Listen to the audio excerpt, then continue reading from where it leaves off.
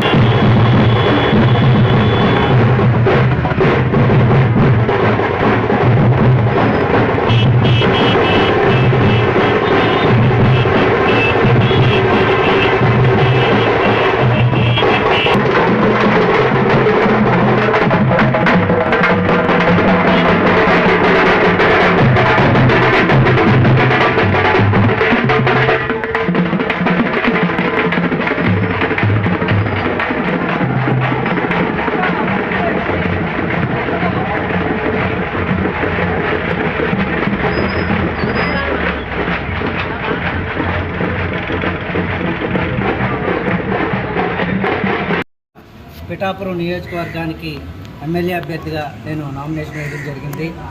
ఈ నామినేషన్కు మిత్రులు, కుటుంబ సభ్యులు వందలాది సంఖ్యలో ర్యాలీగా హాజరై నన్ను ఆశీర్వదించి ఈరోజు మన నామినేషన్ సెంటర్కు పంపించడం జరిగింది. పిఠాపురం నియోజకవర్గం ప్రజలందరూ కూడా చాలా మంచి వ్యక్తులు కాబట్టి ప్రతి చదువుకున్న వ్యక్తిని ఆశీర్వదించాలని సందర్భంగా కోరుకుంటున్నాను. చదువుకున్న వ్యక్తులు, న్యాయవాదులు, మంచి స్థాయిలో ఉన్న ప్రతి ఒక్కరూ కూడా ఎన్నికల్లో పోటీలో ఉంటే బడుగు బలహీన వర్గాల ప్రజలందరికీ కూడా చాలా మంచి చేసే దిశగా మేమందరం కూడా వెళ్ళగలమనే ఉద్దేశంతో ఈరోజు మన పిఠాపురం నియోజకవర్గానికి నేను ఒక మంచి చేయాలనే ఉద్దేశంతో ఎమ్మెల్యే అభ్యర్థిగా పోటీ చేయడానికి సిద్ధంగా ఉన్నాను.